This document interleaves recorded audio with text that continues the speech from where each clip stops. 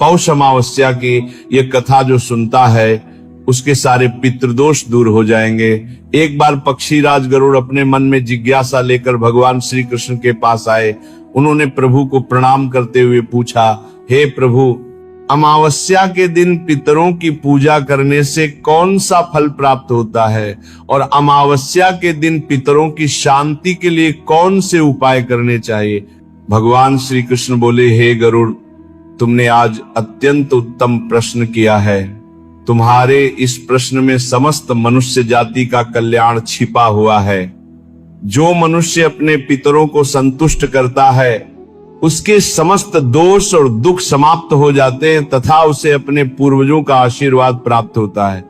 इसी विषय में एक अप्सरा और ऋषि की प्राचीन कथा कही जाती है जो मैं आज तुम्हें सुनाता हूं।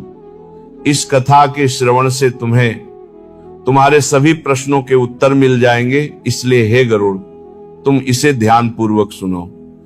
जो कोई इस कथा को सुनता है उसके समस्त प्रकार के पितृ दोषों का नाश हो जाता है और जो इसे सुनाता है उसके ऊपर पितरों की कृपा सदैव बनी रहती है।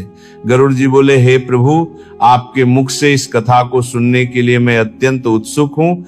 कृपया मुझे ये कथा सुनाइए, मैं इसका प्रचार अवश्य करूंगा।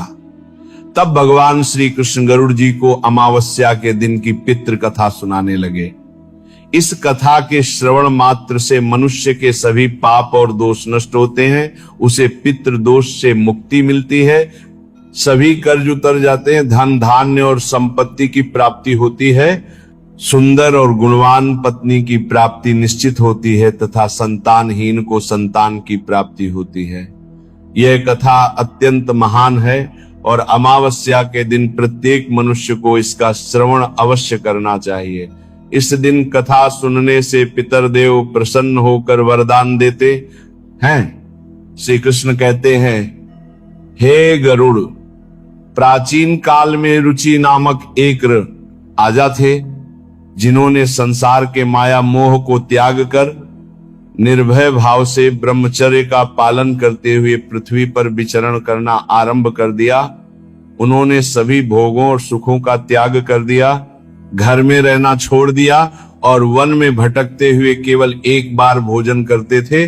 उनका ऐसा वैराग्य देखकर उनके समस्त पितृगण अत्यंत दुखी हो गए। अपने वंश को इस प्रकार नष्ट होता देखकर वे भयभीत हो उठे और स्वयं अपने वंशज से मिलने का निश्चय किया। रुचि ध्यान मग्न थे, तभी उनके समस्त पितृगण वहां प्रकट हुए। आंखें खोलते ही ऋषि रुचि ने 4 दिव्य आत्माओं को अपने सामने देखा और आश्चर्यचकित होकर उन्हें प्रणाम किया। उन्होंने पूछा, हे महान आत्माओं, आप कौन हैं और किस कारण से यहाँ पधारे हैं? तब वे दिव्य आत्माएं बोली, हे वत्स, हम तुम्हारे पूर्वज हैं और तुम्हारे इस वैराग्यपूर्ण आचरण से अत्यंत दुखी हैं। ऋषि रुचि ने आदर पूर्वक पूछा, हे पितृगण, आप मेरे आचरण से दुखी क्यों हैं? तब पितरों ने कहा, हे वत्स, तुमने विवाह क्यों नहीं किया? विवाह स्वर्ग और मोक्ष प्राप्ति का श्रेष्ठ मार्ग है। गृहस्थ आश्रम में रहकर मनुष्य देवताओं को स्वाहा, पितरों को स्वाहा और अतिथियों को दान देकर संतुष्ट करता है। विवाह और संतान के बिना तुम देवगण और पितृण से मुक्त नहीं हो सकते। संतान के बिना स्वर्ग की प्राप्ति नहीं होती और श्राद्ध कर्म के बिना मोक्ष संभव नहीं है। यदि तुम विवाह नहीं करोगे तो तुम्हें नरक और अगले जन्म में भी कष्ट भोगने पड़ेंगे। श्री रुचि बोले, हे पितरों, विवाह मुझे दुखदायक प्रतीत होता है, इससे पाप का संग्रह होता है। अविवाहित रहकर ज्ञान प्राप्त करना मुझे श्रेष्ठ लगता है। तब पितरों ने कहा, हे वत्स, ज्ञान श्रेष्ठ है, किंतु शास्त्रों द्वारा विहित कर्मों का त्याग नहीं करना चाहिए।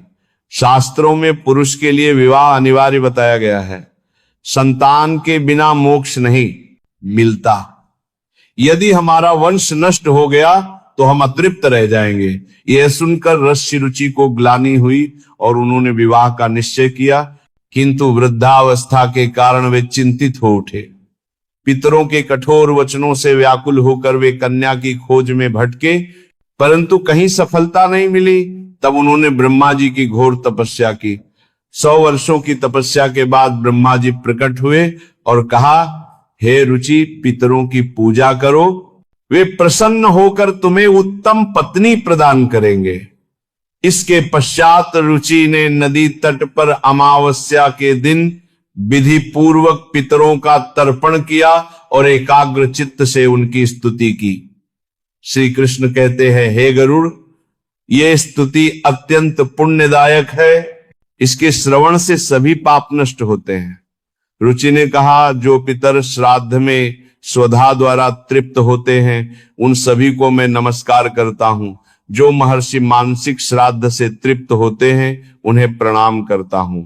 अग्निश्वात, बर्हिषद, आज्ञ और सोम पितृगण मेरी चारों दिशाओं की रक्षा करें और राक्षस, भूत, पिशाच आदि दोषों से मेरी रक्षा करें। 9, 6, 7 और 5 गणों में विभक्त समस्त पितृगण मुझ पर प्रसन्न हो। इस स्तुति से प्रसन्न होकर पितृगण प्रकट हुए और बोले, हे पुत्र, हम अत्यंत प्रसन्न हैं, तुम्हारी कामना पूर्ण होगी। इसी स्थान पर तुम्हें उत्तम, गुणवान और मनोरमा पत्नी की प्राप्ति होगी और उसी से तुम्हें श्रेष्ठ पुत्र की प्राप्ति होगी। वह पुत्र बुद्धिमान और बलशाली होकर रोच नाम से तीनों लोकों में ख्याति प्राप्त करेगा। उसके भी अत्यंत बलवान, महापराक्रमी, महात्मा तथा पृथ्वी का पालन करने वाले अनेक पुत्र होंगे। ऐसा कहकर समस्त पितृगण ऋषि रुचि को आशीर्वाद देकर उस स्थान से अंतर्ध्यान हो गए। पितरों के अंतर्ध्यान होते ही पितरों की कृपा से उसी समय उस नदी के मध्य से ही रुचि के समीप प्रमलोचा नामक मन को प्रिय लगने वाली सुंदर और श्रेष्ठ अप्सरा प्रकट हुई। उस श्रेष्ठ अप्सरा ने मधुर वाणी में महात्मा रुचि से कहा, हे तपस्वी श्रेष्ठ, वरुण के पुत्र महर्षि पुष्कर द्वारा मेरी एक अत्यंत सुंदर कन्या उत्पन्न हुई है। मैं उस सुंदर रूप वाली मानिनी नामक कन्या को आपकी भार्या के रूप में प्रदान करती हूं। आप इससे विवाह करें। इस कन्या से आपको अत्यंत बुद्धिमान मनु नाम का पुत्र होगा। इसके पश्चात प्रजापति रुचि ने उस अप्सरा की कन्या से विवाह किया। पौष अमावस्या के दिन पितरों को प्रसन्न करने का सबसे पहला और मुख्य उपाय तर्पण है। तर्पण का अर्थ है जल अर्पण करना। पौष अमावस्या के दिन पवित्र जल को हाथ में लेकर पितरों का आह्वान करते हुए उन्हें जल अर्पण करना चाहिए। तर्पण में काले तिल, जल, दूध और कुश का उपयोग किया जाता है। यह कार्य पवित्र मन और श्रद्धा से करना चाहिए। यह बिलाक जिससे पितृगण तृप्त होकर प्रसन्न होते हैं। तर्पण करते समय पितृभ्या स्वधा मंत्र का उच्चारण करना चाहिए, जिससे पितर संतुष्ट होकर आशीर्वाद प्रदान करते हैं। श्री कृष्ण कहते हैं, हे गरुड़, इस प्रकार ऋषि रुचि ने अपने पितरों को प्रसन्न करके विवाह हेतु कन्या प्राप्त की और अपने वंश को आगे बढ़ाया। पौष अमावस्या के दिन पितरों को प्रसन्न करने का सबसे पहला और मुख्य उपाय तर्पण है। तर्पण का अर्थ है जल अर्पण करना।